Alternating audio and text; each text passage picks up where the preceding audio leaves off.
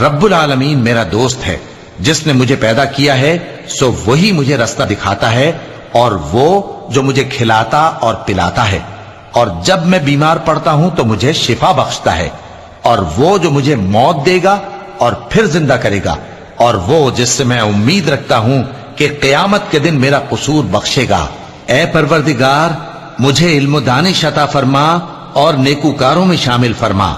اور بعد والے لوگوں میں میرا ذکر نیک باقی رکھیو، اور مجھے نعمت کی بہشت کے وارثوں میں شامل کیجو، اور میرے باپ کو بخش دے کہ وہ گمراہوں میں سے ہے، اور جس دن لوگ اٹھا کھڑے کیے جائیں گے مجھے رسوا نہ کیجو،